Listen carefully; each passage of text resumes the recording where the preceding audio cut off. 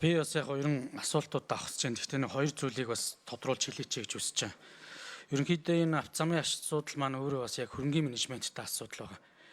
Улс нийслэлийн болоо бондын хөрөнгөөр хийцэн байгаа энэ замын арчлалт хамгаалтыг цаг тухайд нь хийж явахгүй бол бүр одоо юу гэдэг нэг нөхөөс авахгүй хэмжээнд очисны дараа буюу суур бүтээцэн одоо эвдэрсний дараа ингээд замыг дахиж бүр эхнээс нь шинжлэх ажлыг маш өндөр өртөгтэйгээр хийдгээс болоод энэ замын арчлалт хамгаалт өрөөсө дуустдаг. Тэгэхээр энийг одоо асуудлыг сая бас гавь гişүү хэлж гин хэрэглэгчийн төлөх төр зарчим руу оруулж байгаа зөвөө л гэж би хэлэх гэж байна. Өөрөөр хэлэх юм бол авто зам ашиглаж байгаа буюу тээврийн хэсгэл өмчилж байгаа энийг ашиглаж байгаа хүмүүсүүд нь энэ авто зам ашигласан төлбөрөө төлөө явахгүй бол авто зам ашигладгүй автобусаар зорчдог иргэдэнд татвар төлөгчдийн мөнгөөсөө буюу нийслэлийн төсвөөс улсын төсвөөс энэ замын арчлалт хамгаалтыг хийх ийм нөхцөл байдлыг бид нар цаашдаа оруулж болохгүй. Тийм учраас 2010 он, 10 он, 11 онд одоо ноос хойш өөрчлөгдөг байгаа. Энэ татварыг бол яг энэ хуулийнхаа интервал дотор нэмж байгаа нь одоо зөв бахаа л гэж би зөвөр хөвдөө бодож байна. За мэдээж гишүүдийн хийлж байгаа олон нийтээр хилцүүлэх энэ процесс энтрээ бол хянахан зөв. Яхан магадгүй зүгээр энэ улсын хурл энэ процессыг яг хянж энэ шийдвэрийг гаргасан уу гэдгийг ярих бас зохимж нь хэр байд юм бол захиргааны иргэн шүүх бол магадгүй энэ процессын алдаа гарсан бол актыг төдөлзүүлээд хүчингү болох эрх нь тэнд байгаа байхгүй. Тэгэхээр бид сүүлдээ нөгөө хэрэг маргааныг хэн шийдвэрлэх ажиллагааны төртөл ингээ хутгалдаад байгаа юм шийдтэй. Энэ одоо иргэдийн урлын шийдвэртэй холбоотой захиргааны хэрэгч гэдэг юм уу ийм шүүхүүд дээр үүссэн маргаанууд бий юу? Тэнд маргаа явж байхад бидэд бас энд ингээ хилцэх одоо тэрдлийг одоо дүгнээд авах бас зохимжгүй ихтэй. Өнөөдрийн байнгын орооноос өгж байгаа тогтоол бол ерөнхий бас хуулийн өрөөндөө бас хуулийн хэрэгжилтийг хянаад явъя гэдэг дээр бол зөв баха агуулгад. Би бас нэгдүгээр тэрийг хэлмээр байна. Тэгэхээр энэ нийслэл ерөн хичнээн төгрөгний авто замын одоо үнэлгээтэй болчиход энэ үнэлгээ хэд байгаа вэ? Энийг ерөн цаашдаа одоо чанартай за ерөнхийдөө чанарын үзүүлэлтээр замыг 5 ангилж байгаа баг. Тэгэхээр энэ одоо ямар төвшөнд одоо орчоод байгаа замууд байгаа.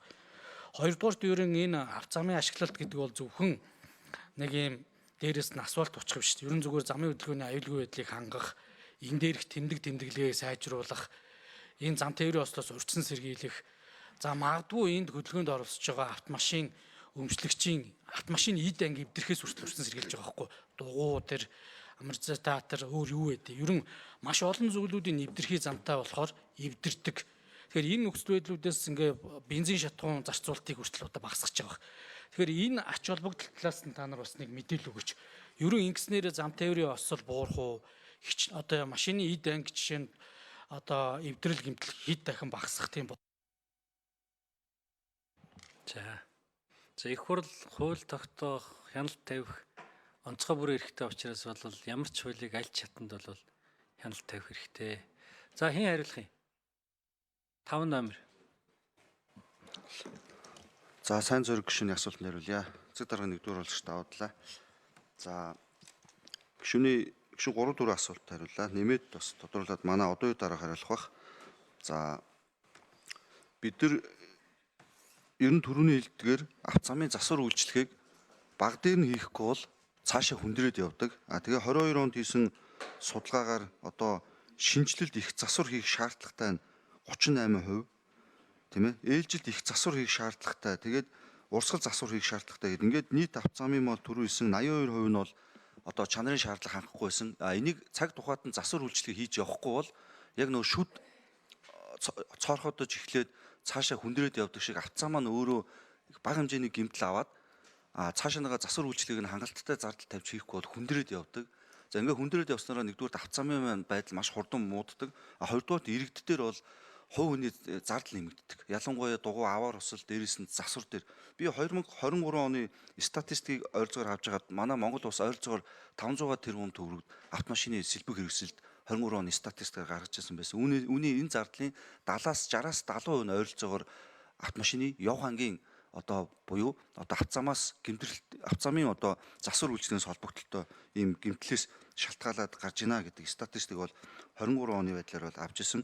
Ийм учраас бас авто замын засвар үйлчлэгийг тогтмол яг цаг хугацаанд нь хийхэд нэг талаасаа өөрөө замаа эвдлэхгүй цаашаа нэмж зардал гарахгүй байх. Хоёрдугаарт иргэдтэй аваар ослогоо дээрээс нь автомашины эвдрэл дээр зардлыг ийм бууруулахаар энэ тооцоолол харагдчихсан.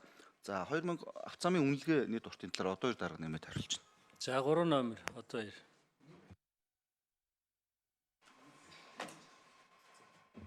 За гишүүний асуултанд хариулъя. Нийслэлийн замын хөгжлийн газрын дарга одоо 2. 2022 онд хийгдсэн судалгаагаар нийт авто замынхын хөрөнгийн үнэлгээ гаргаж байгаа. Хөрөнгийн үнэлгээгээр тухайн үед бол 1.8 их 80 төгрөг гэж гарч байгаа. Улаанбаатар хотын авто замын. За тэгээд хэрвээ бид нэр хөрөнгийн менежментийг хэрэгжүүлэхгүй явах юм бол энэ үнэлгээ маань 5 жилийн дараа 750 руу бууж байгаа. 10 жилийн дараа гэх юм бол 652 тэрбум төгрөг хүртэл багасна гэж байгаа. Тэгэхээр замыг одоо яг чанар байдлын төвшингийн яг өндөр төвшөнд нь одоо payment condition index гэж үү. PCI буюу замын ингээд тэр нь 100% байх юм бол шин зам гэж үзнэ. Тэгэхээр шин замыг PCI буюу чанар байдлын индексийг нь бууруулахгүй явж байна гэдэг маань тухайн замын үнэлгээг бид нар яг одоо анх баригдсан үнэлгээнд нь барайл явж байна гэсэн үг. Энэ үнэлгээ маань 80-аас доошо ирэх юм бол ер нь олон улс дээр бол 80% дээр л барьж явдаг. За тодруулъя. Сайн зэрэг. Өөрөө нийслэл ажиллаж байсан учраас бас энэ талаар сайн мэдж байгаа байлгүй. За асаа. Тэгэхээр би бас энэ байнгын орооны уралд бас оролцож байгаа нь олон нийтэд мэдээлэл сайн өгөөч л гэдэг зүйлийг хэлэх гэж орж ирж байгаа. Өнөөдөр 2010-11 оноос хойш бараа материал, ажил хүчний зардал 2 дахин өсчөөд байхад тухайн 400 км замтай байсан нийслэл өнөөдөр 1200 км. Энийг арчлах зардал төдий жинэгээр өсөж байгаа. Тухайн үед нэг одоо автомашин хэрэглэгч 700 мянган авто хэрэглэгчийн өмнөөс 2 сая хүн энэ замын арчилгааны төлбөрийг төлж болохгүй. За дээрэс нь километрийн жилд нэг 5-6 мянган км явлаа гэхэд километр тутам 3 төгрөгөөр хэрэглэж байгаа байхгүй. Прүстэй одоо прүс машин автомашин эзэмшигч. Ийм хямдхан замтай орон байхгүй шүү дээ. Тэгчээд бид энэ замын арчилгааны тэрийг сайжруулах гээд байгаа учраас энийг маш одоо олон нийтэд зөв ойлгуулж бас энэ шийдвэрийн тэрэ бас танилцуулж ач холбогдол болоод энэ хэрэглэгчийн одоо төлж байгаа энэ татварын хэрэглэгчийн төлөө явах ёстой гэдэг энэ концепцийг бас зөв ойлгуулж талаас нь бас нийслэлийн анхаараач гэдэг зүйлийг л би хэлэх гэж бас хэлж байгаамаа. За баярлалаа. За баяжглан гişүү асуултаа асууя. За бүгдээр өдрийн мэнд тэргүй.